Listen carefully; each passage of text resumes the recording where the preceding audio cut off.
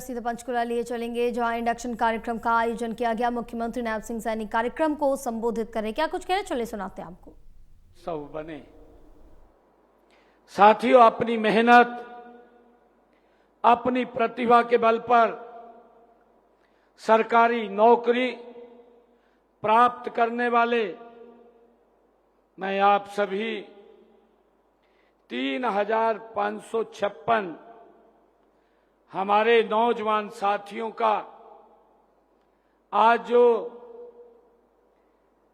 Group D की इस नौकरी में आपका सिलेक्शन हुआ है, मैं आप सबका अपनी ओर से अभिनंदन भी करता हूं, आप सबका वंदन भी करता हूं, आप सबको बहुत बहुत बधाई भी देता हूं।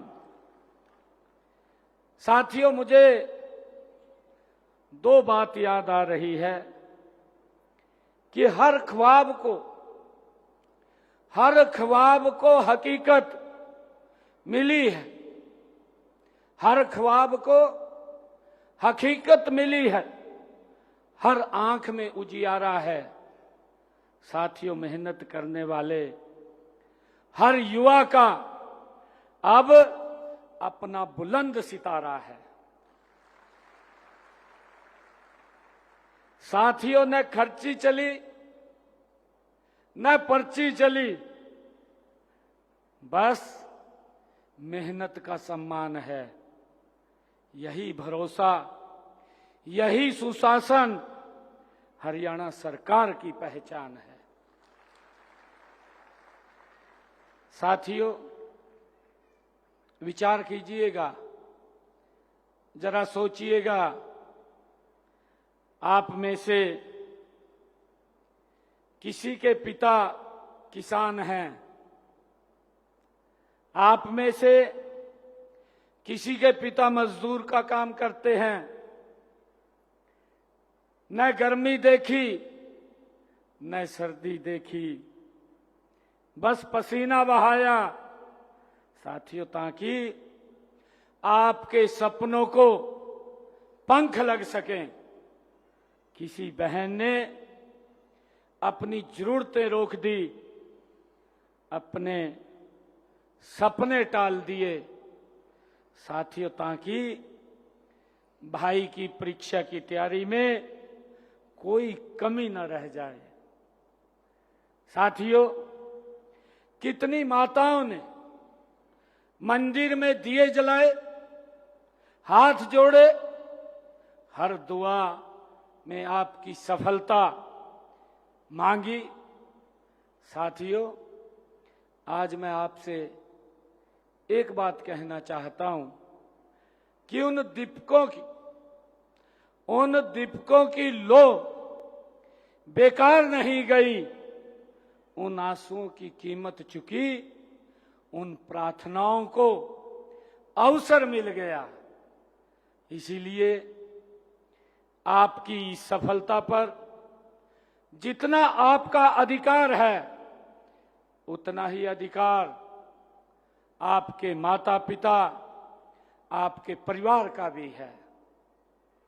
साथियों, मैं उन सब माता पिताओं को भी प्रणाम करता हूं जिन्होंने कठिन हालात के बावजूद भी आपका हौसला नीचे नहीं होने दिया, उसको आगे बढ़ाने का काम किया है। आज गुरु पूर्णिमा है। सबसे प्रथम गुरु हमारा अगर कोई होता है, हमारे माता पिता होते हैं, जो हमें उंगली पकड़ करके चिल्लाना सिखाते हैं। मैं उसकी भी पुनः आप सबको बहुत बहुत बधाई देता हूं। साथियों, हम सब जानते हैं कि एक समय ऐसा साथियों था जब हरियाणा में सरकारी नौकरी का नाम आते ही सामान्य परिवार चिंता में पड़ जाता था। दिक्कत हो जाती थी परिवार के सामने। लोगों के मन में सवाल उठता था किसकी सिफारिश ढूंढे, ये चर्चा होती थी। किस प्रभावी व्यक्ति को उसके दरवाजे पर जाएं, कितने पैसे का प्रबंध करें। साथियों, ये चिंता होती थी। नौकरियों पर कुछ परिवारों का, कुछ क्षेत्र में साथियों और सत्ता से जुड़े हुए लोगों का कथित अधिकार, उन्होंने इसको समझ लिया था कि इसके ऊपर हमारा अधिकार है। साथियों, हम देखते थे कि उस अधिकार के बाद जब हम देखते थे तो योग्यता पीछे खड़ी रहती थी। साथियों, पर्ची भी चलती थी, खर्ची भी चलती थी, परिवाद व क्षेत्रवाद आगे चलते थे। भर्ती की सूचियों में मेहनत से अधिक पहुंच चर्चा की होती थी। उस व्यवस्था ने साथियों केवल युवाओं से उनके अवसर नहीं छीने, बल्कि उनके माता पिताओं का भी भरोसा तोड़ने का काम किया है। साथियों, हरियाणा की प्रतिभा का अपमान किया है। हम देखते हैं ऐसा दौर था। साथियों, आज मैं बड़े विश्वास के साथ और बड़े फख्र के साथ, बड़े गर्व के साथ भी साथियों आज ये कहना चाहता हूं कि जिन लोगों ने सरकारी नौकरियों को अपनी जागीर समझा, उनकी राजनीति अपने परिवार से शुरू होकर के साथियों अपने परिवार पर ही समाप्त हो जाती थी। अपने परिवार से शुरू होते थे, अपने परिवार पे ही समाप्त होती थी। साथियों, वे पारदर्शी भर्ती की हमारी व्यवस्था को साथियों कभी समझ ही नहीं सकते, वो कभी नहीं समझ सकते। साथियों, उन्होंने युवाओं के सपनों पर अपनी दलाली की दुकानें चलाई हैं। युवाओं के सपनों के ऊपर अपनी दलाली की दुकानें चलाई हैं। साथियों, वे आज हमसे रोजगार का हिसाब मांगते हैं।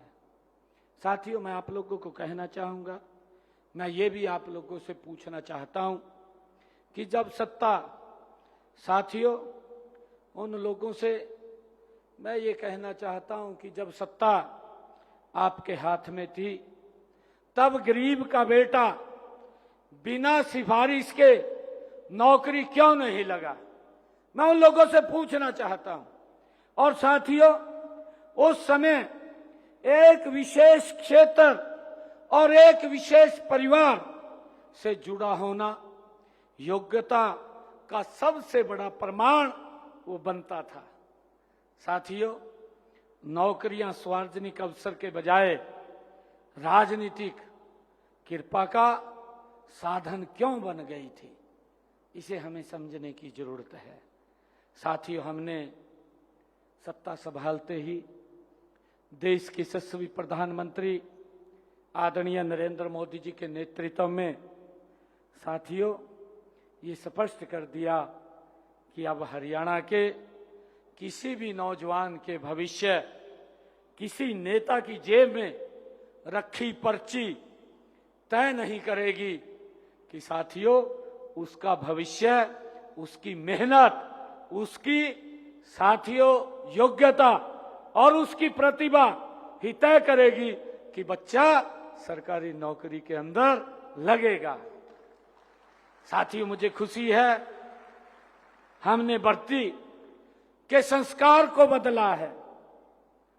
अभी आप डॉक्यूमेंट्री फिल्म देख रहे थे, आदरणीय प्रधानमंत्री जी ने अभी जींद के अंदर आए थे, वहां भी उन्होंने इस बात का जिक्र किया है। आदरणीय प्रधानमंत्री जी ने कहा कि ये बिना पर्ची बिना खर्ची ये साधारण कार्य नहीं था। साथियों, बहुत बड़ा कार्य ये था, इसको बदलना, और हमने इसके संस्कार को बदला है साथियों। और हमने कहा न पर्ची चलेगी न खर्ची चलेगी, अब तो केवल बच्चे की मेहनत चलेगी। साथियों, आज गरीब का बेटा सीना तान करके कहता है कि मेरे पास कोई सिफारिश नहीं थी। साथियों, मेरे पास किसी को एक पैसा भी देने के लिए नहीं था साथियों, लेकिन मेरे पास मेहनत थी, और जब मेहनत थी तो उसी मेहनत ने मुझे सरकारी सेवा करने का ये अवसर दिया है। साथियों, ये संस्कार हमने बदलने का काम हमारी सरकार ने किया है। साथियों, हमारी यह व्यवस्था केवल भर्ती प्रक्रिया नहीं है, यह सामाजिक न्याय का एक जीवंत अभियान भी है। साथियों, जब किसी साधारण परिवार का बच्चा बिना सिफारिश नौकरी पाता है, तब केवल एक व्यक्ति की नियुक्ति नहीं होती, उस परिवार का आत्मविश्वास का वो भी बढ़ता है, उसका भी नियुक्त होता है। साथियों, जब किसी दूर दराज गांव की बेटी अपनी योग्यता के आधार पर सरकारी सेवा में आती है, तो साथियों तब केवल एक कर्मचारी कार्यालय नहीं पहुंचता, पूरे गांव की बेटियों के सपनों को नए पंख मिलते हैं। साथियों, जब एक मजदूर का बेटा मेरिट के आधार पर साथियों नौकरी पाता है, तब उसके घर में केवल वेतन नहीं आता, व्यवस्था पर विश्वास लौट करके आता है। साथियों, इस प्रकार का सिस्टम खड़ा करने का काम किया है। आज आप सरकारी सेवा में प्रवेश कर रहे हैं, मैं आप सबको बहुत बहुत बधाई और शुभकामनाएं देता हूं। साथियों, याद रखिएगा कि सरकारी कर्मचारी होना आजीविका के साथ लोक सेवा का भी दायित्व है। इस बात को याद रखिएगा। आपके माध्यम से मेज तक पहुंचने वाली प्रत्येक फाइल के पीछे साथियों किसी नागरिक की आशा होती है। साथियों, किसी विधवा की पेंशन का मामला हो सकता है, किसी किसान की समस्या हो सकती है, किसी दिव्यांग व्यक्ति की सहायता का प्रश्न हो सकता है। साथियों, आप जैसे ही किसी युवा के भविष्य से जुड़ा प्रमाण पत्र हो सकता है, आपके लिए वह कागज साथियों हो सकता है, लेकिन उस नागरिक के लिए साथियों उसका पूरा जीवन होता है। साथियों, इसीलिए उस फाइल के पीछे छिपी उम्मीद को आप पहचानिए। और साथियों, मैं कहना चाहूंगा कि जब आप उस उम्मीद को पहचानेंगे, पंडित दीनदयाल उपाध्याय जी कहा करते थे कि सरकार का हर निर्णय अंत्योदय की भावना से होना चाहिए। और साथियों, इसलिए आप कोई भी निर्णय लेते हैं तो सबसे साथियों उस समय सबसे गरीब और कमजोर व्यक्ति का चेहरा आप याद कर लीजिएगा और सोचें कि आपके निर्णय से उसके जीवन में क्या बदलाव आया है, क्या परिवर्तन आया है।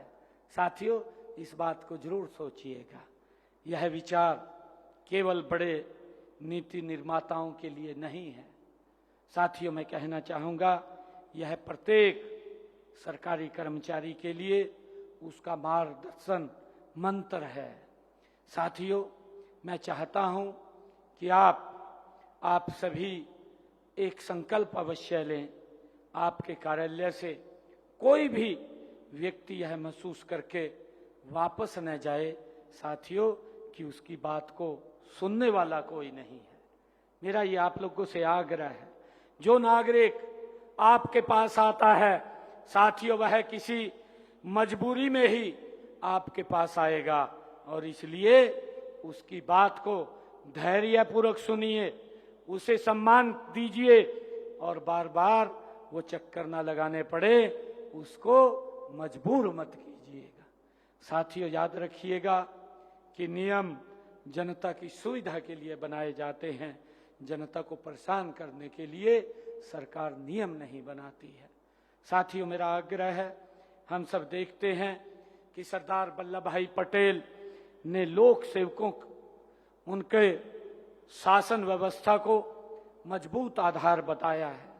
साथियों, लेकिन मजबूत आधार वही बन सकता है जिसमें ईमानदारी, अनुशासन, संवेदनशीलता और साथियों कर्तव्य निष्ठा हो। आप किसी भी पद पर रहें, मैं आप सब युवा साथियों से कहना चाहूंगा कि आप किसी भी पद पर रहें, आपका काम छोटा नहीं होता।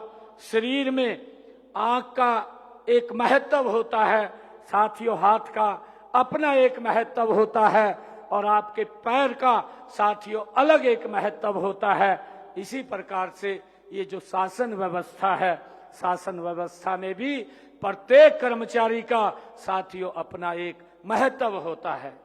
साथियों, हम सब जानते हैं कि कार्यालय की स्वच्छता से लेकर के अभिलेखों की सुरक्षा तक और नागरिकों की सहायता से लेकर के साथियों व्यवस्था के सुचारू संचालन तक आपका प्रत्येक कार्य सुशासन की प्रतिष्ठा से साथियों जुड़ा हुआ है। आपका यह नौकरी, जो आपको यह नौकरी ईमानदार व्यवस्था से मिली है।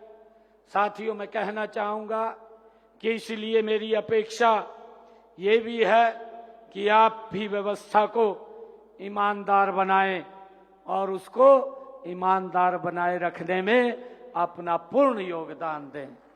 साथियों, जिस प्रकार आपने बिना पर्ची, बिना खर्ची के सेवा में प्रवेश किया है, उसी प्रकार आपके माध्यम से होने वाले किसी भी काम में साथियों भ्रष्टाचार, पक्षपात और अनुचित प्रभाव का प्रवेश नहीं होना चाहिए। ये मैं आप लोगों से अपील करता हूं। साथियों, हमने 2024 विधानसभा चुनाव के दौरान अपने संकल्प पत्र में साथियों 2 लाख युवाओं को सरकारी नौकरी देने का संकल्प लिया है। मुझे बताते हुए आज आप लोगों के बीच में खुशी हो रही है कि हमने पिछले 1.5 वर्षों के अंदर लगभग हरियाणा में 42,500 युवाओं को हरियाणा सरकार में बिना पर्ची, बिना खर्ची के नौकरी देने का काम किया है। साथियों, अगर मैं 11.5 वर्षों की बात करूं, 11.5 वर्षों के अंदर लगभग 2 लाख नौकरी हरियाणा सरकार के अंदर देने का काम हमारी सरकार ने किया है। साथियों, अगर आप लोग आज देखेंगे, एक छोटे गांव के अंदर भी जाएंगे, अगर बात करेंगे, छोटे गांव से भी 3-4 युवा ये बात कहने वाले मिलेंगे कि हमें बिना पर्ची, बिना खर्ची के नौकरी मिली है। साथियों, अगर बड़े गांव के अंदर जाएंगे, तो आपको 300 से 400 तक युवा ये कहने वाले मिलेंगे कि हमें बिना पर्ची, बिना खर्ची के नौकरी मिली है। साथियों, ये व्यवस्था आज हरियाणा के अंदर, ये हरियाणा के लोगों के आशीर्वाद से साथियों आज बनी है, नहीं तो इसके अंदर भी पूरा भेदभाव होता था। एक ही क्षेत्र से साथियों आ जाते थे, परंतु आज अगर आप कहीं भी देखेंगे, समान रूप से पूरे हरियाणा प्रदेश से बच्चों को आज अवसर मिल रहा है। साथियों, मैं ये भी कहना चाहता हूं कि आप जानते हैं कि पहले की जो सरकारों में कैसे ठेकेदारों के हाथों साथियों हमारे युवाओं का शोषण होता था। उनको मानदेय भी पूरा नहीं मिलता था, घूमते रहते थे, परंतु हमने युवाओं के इस दर्द को साथियों समझा और उनको शोषण से बचाने के लिए केवल निगम ही नहीं बनाया, बल्कि कानून बना करके साथियों उनके भविष्य को सुरक्षित करने का काम ये हमारी सरकार ने किया है। साथियों, अब उनको भी रिटायरमेंट तक कोई हटा नहीं पाएगा, उस व्यवस्था को हमने किया है। साथियों, गत वर्ष जुलाई में हमने ग्रुप सी का सीटी करवाया था, जिसके तहत साथियों दूसरे चरण में विभिन्न पदों की भर्ती वो प्रक्रिया चल रही है। साथियों, हमने युवाओं को विदेशों में कि हमारे युवाओं को विदेशों में भी अगर कोई जाना चाहे उसका भी अवसर सरकार युवाओं को देने का काम कर रही है। मुझे खुशी है आज आप लोगों के बीच में इस बात को शेयर करते हुए कि शिक्षा रोजगार दिलाने के लिए हमने विदेश सहयोग विभाग बनाया है और लगभग हमने इसके माध्यम से दुबई के अंदर हरियाणा के हमारे 210 युवाओं को भेजने का काम किया है। उनको ऑफर लेटर मिले हैं और इसी प्रकार 390 युवकों को साथियों 2 चरणों में इजराइल भेजे जा चुके हैं, जहां हर महीने वो हमारे युवा साथी लगभग 3.5 लाख रुपए से अधिक वो साथियों कमा रहे हैं। साथियों, इसी प्रकार हमने Japan, Israel, Dubai, Oman, Germany, Canada के लिए भी अभी 7,000 से 600 के करीब हमारे साथियों युवाओं की वो प्रक्रिया चल रही है। हमने कि हमारा युवा वो डंकी रूट से बाहर ना जाए, उससे बचाने के लिए अवैध एजेंटों को, उनके खेल को साथियों खत्म करने के लिए हमने कानून बनाया है, ताकि कोई भी हमारा युवा डंकी रूट से ना जाए, उसकी व्यवस्था भी साथियों हमने की है। हमारे लिए साथियों परीक्षा और भर्ती ये पवित्रता केवल प्रशासनिक विषय नहीं है, युवाओं के भविष्य और विश्वास का साथियों ये प्रश्न है। नीट यूजी परीक्षा में अनियमितताओं के आरोप साथियों सामने भी आने पर देश के यशस्वी प्रधानमंत्री आदरणीय नरेंद्र मोदी जी ने साथियों केंद्र सरकार ने इस मामले में साथियों दबाने का काम नहीं किया, बल्कि इसकी व्यापक जांच करवाई है। अभी मैं आप लोगों को कहना चाहता हूं कि हमारे सभी युवा साथी आप लोग बैठे हैं, अभी नीट के उस परीक्षा को लेकर के एक बहुत बड़ा एजिटेशन दिल्ली में हुआ और साथियों मुझे बड़ा दुख भी है इस बात का कि हमारा जो विपक्षी दल है, विपक्षी दल जो ये बात कहता है, जैन की बात करता है, मैं आज उन लोगों को एक बात पूछना चाहता हूं। मैंने विधानसभा के अंदर भी जब उन्होंने इसके ऊपर क्वेश्चन किया था तो मैंने एक एक क्वेश्चन का उत्तर देने का काम विपक्ष को किया था, परंतु साथियों सुनने की सामर्थ्य उनमें नहीं थी और वो वॉकआउट करके चले गए थे। मैं आप लोगों के बीच में कहना चाहता हूं, क्योंकि वो लोग उनमें सुनने की समर्था नहीं है, क्योंकि उनका कार्यकाल रहा, लंबे समय तक रहा और उन्होंने जिस प्रकार से युवाओं के साथ धोखा किया है और अभी क्योंकि उसी गठबंधन के अंदर साझीदार हैं, पंजाब का अभी 4 रोज पहले रिजल्ट आया है, मैं उसका भी जिक्र करना चाहूंगा आप लोगों के बीच में। ये कांग्रेस पार्टी और इनके सहयोगी दल किस प्रकार से युवाओं का शोषण करते हैं, उसका उदाहरण हमारे हरियाणा भी था और उसका उदाहरण पंजाब भी है। मैं अभी 4 रोज पहले का रिजल्ट मैं आपको बताना चाहूंगा, आप लोगों से शेयर करना चाहूंगा। एक्साइज इंस्पेक्टर का अभी रिजल्ट आया है, 4 रोज पहले हाई कोर्ट ने उसके ऊपर स्टे लगाया। ये पंजाब का रिजल्ट आया, उसके अंदर जो बच्चे पास हुए हैं उसका नाम है स्टेट बैंक ऑफ इंडिया। जिसका नाम स्टेट बैंक ऑफ इंडिया है वो बच्चा पास हो गया। जिस बच्चे का नाम BPIPS लिखा हुआ है वो बच्चा पास हो गया। जिस बच्चे ने अपना नाम फोटो लिखा है वो बच्चा एक्साइज इंस्पेक्टर लग गया है। जिस बच्चे ने अपने नाम के जगह एक दिन कर्मा वाला ये लिखा वो बच्चा एक्साइज इंस्पेक्टर लग गया। साथियों, ये युवाओं के साथ किस प्रकार का धोखा, किस प्रकार से युवाओं को गलत रास्ते के ऊपर ले जाने का काम ये लोग कर रहे हैं। साथियों, यहां तक नहीं, मैं आपको एक और बात बताना चाहता हूं।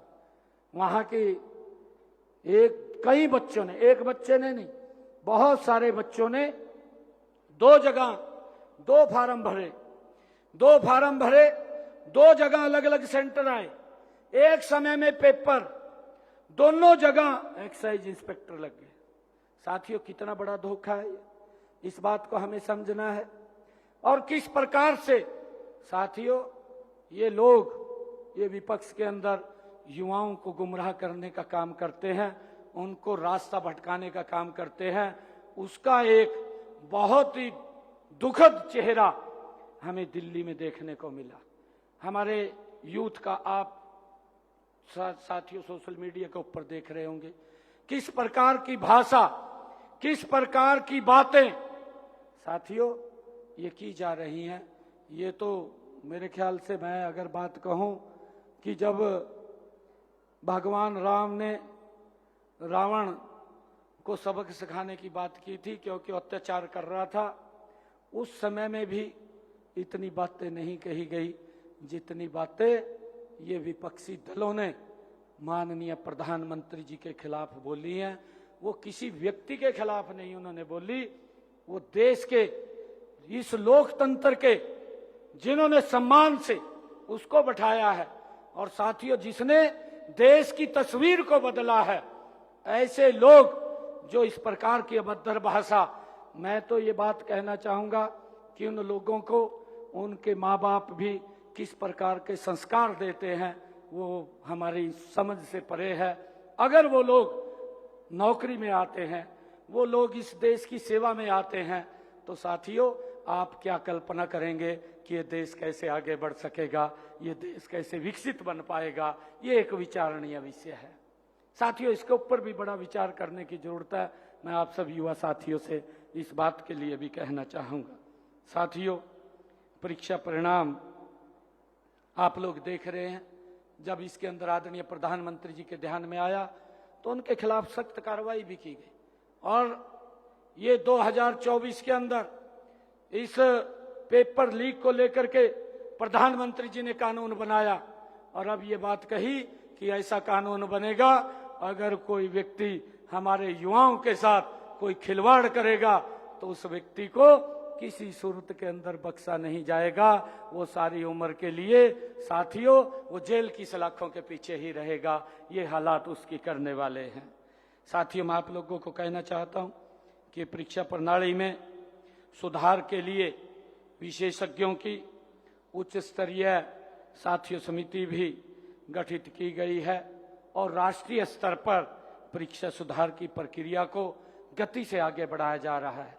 लोकसभा के अंदर उसके ऊपर चर्चा की जा रही है, बिल लेकर के आया गया है और लोक परीक्षा अधिनियम 2026 साथियों उसके माध्यम से संगठित परीक्षा अपराध जो उसको कड़ा कानून बनाया जा रहा है और उसके तहत साथियों 10 वर्ष की कैद अगर कोई व्यक्ति पकड़ा जाता है और 10 करोड़ रुपए का जुर्माना साथियों जैसे कठोर प्रावधान इसमें किए जा रहे हैं। साथियों, पेपर लीक से जुड़े मामले में साथियों त्वरित और निस्तारण और दोषियों को शीघ्र कठोर दंड दिलाने के लिए आदरणीय प्रधानमंत्री जी ने फास्ट ट्रैक कोर्ट भी गठित करने का ये निर्णय लिया है।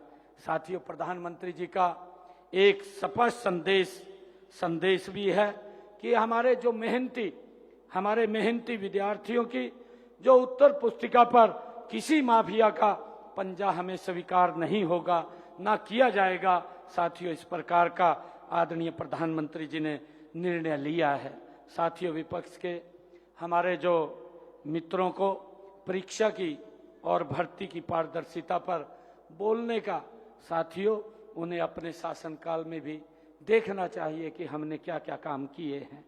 जिन व्यवस्थाओं में साथियों परिवारवाद नीति बन गया था और साथियों क्षेत्रवाद उसकी पहचान बन गया था और सिफारिश योग्यता पर साथियों भारी पड़ती थी, वे हमें निष्पक्षता का ये पाठ पढ़ा रहे हैं। साथियों, ये ना पढ़ाएं, मैं उन लोगों को कहना चाहता हूं, हमारी राजनीति किसी परिवार के उत्तराधिकारी बनाने की राजनीति हमारी नहीं है। साथियों, हमारी राजनीति गरीब के बेटे को साथियों गरीब के बेटे और बेटी को अवसर देने की राजनीति है। साथियों मैं आप लोगों के सामने खड़ा हूं। हमारी एक बेटी अभी उनको मैंने नियुक्ति पत्र दिया, मेरे गांव के पास की थी, हड़बौन की। साथियों मैं कहना चाहता हूं कि हड़बौन की, मैंने पूछा कि आप कहां से हैं, तो उसने बताया कि मैं हड़बौन की हूं, मेरे गांव के पास की है। साथियों कोई कल्पना भी नहीं कर सकता था कि मैं मुख्यमंत्री बन जाऊंगा, एक साधारण परिवार, गरीब परिवार का बेटा। साथियों ये भारतीय जनता पार्टी है, ये नरेंद्र मोदी है साथियों, जो इस प्रकार से गरीब व्यक्ति को आगे बढ़ाने का काम साथियों करते हैं। साथियों मैं कहना चाहूंगा हमारे लिए नौजवान वोट बैंक न होकर के ये विकसित भारत, विकसित हरियाणा का साथियों भाग्य विधाता है। व्यवस्था केवल साथियों कानूनों और तकनीकों से नहीं बदलती, व्यवस्था साथियों चरित्र से बदलती है। मैं एक छोटी सी बात आप लोगों से साझा करना चाहूंगा। साथियों एक व्यक्ति मंदिर बना रहा था और उस पे 3 श्रमिक काम कर रहे थे। वहां व्यक्ति उस मंदिर को जब वहां गया तो उसने पूछा एक व्यक्ति से, उनमें से जो 3 श्रमिक काम कर रहे थे, उसने पूछा क्या कर रहे हो?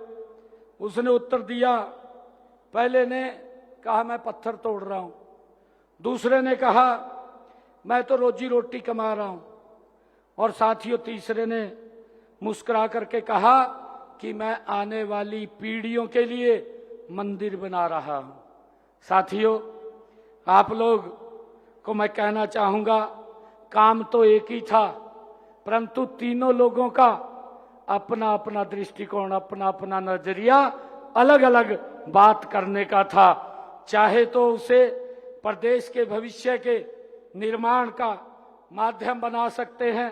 साथियों आप भी चाहे अपनी ड्यूटी को केवल 8 घंटे की नौकरी मान सकते हो, और चाहे उसको प्रदेश का भविष्य तय करके आप उसको आगे बढ़ा सकते हो। साथियों मुझे पूरा विश्वास है कि आप अपनी सेवा को तीसरे श्रमिक की तरह आप बड़े उद्देश्य के साथ उसको जोड़ेंगे, ऐसा मेरा विश्वास है। मैं आप सबको ग्रुप डी कर्मचारी नहीं, बल्कि आप ग्रुप डी के कर्मचारी नहीं, बल्कि आप गुड गवर्नेंस की डिलीवरी टीम है। साथियों ग्रुप डी नहीं, आप गुड गवर्नेंस की साथियों डिलीवरी टीम है। मैं ये मानता हूं, जानता जनता सबसे पहले साथियों आपसे मिलती है, आपके व्यवहार से सरकार का चेहरा वो पहचानती है। यदि आप मुस्कुरा करके किसी नागरिक की मदद करते हैं तो सरकार के प्रति उसका विश्वास कई गुना बढ़ जाता है। साथियों याद रखिए, राम सेतु की भी एक शिला हट जाती तो सेतु कमजोर पड़ जाता। साथियों उसी प्रकार शासन व्यवस्था में भी कोई कर्मचारी छोटा नहीं होता, सबकी अपनी भूमिका होती है, कोई व्यक्ति छोटा नहीं है। साथियों हर व्यक्ति इस शासन व्यवस्था के अंदर महत्वपूर्ण है। हर व्यक्ति की, साथियों हर कर्मचारी की जिम्मेवारी महत्वपूर्ण है। हर योगदान साथियों राष्ट्र की नींव का एक मजबूत आधार भी है। साथियों आज आप स्वयं से मैं ये कहना चाहूंगा कि आप स्वयं से 3 संकल्प लेकर के यहाँ से जाइएगा कि मैं अपने दायित्व से कभी समझौता नहीं करूंगा। साथियों मैं किसी नागरिक के साथ कभी भेदभाव भी नहीं करूंगा, और साथियों मैं भ्रष्टाचार को न स्वीकार करूंगा और न सहन करने दूंगा। साथियों ये संकल्प लेकर के हम यहाँ से जाएंगे। मैं एक बार फिर आप सभी नवनियुक्त कर्मचारियों और आपके परिजनों को हार्दिक बधाई और शुभकामनाएं देता हूं। आपका भविष्य उज्जवल हो, आपकी सेवा साथियों निष्कलंक हो, और आपका प्रत्येक कर्म हरियाणा के विकास को एक नई गति देने का काम करे। इसी मंगल कामना के साथ आप सभी को मैं बहुत बहुत बधाई और शुभकामनाएं देता हूं। इन्हीं शब्दों के साथ जय हिंद, जय हरियाणा, जय भारत।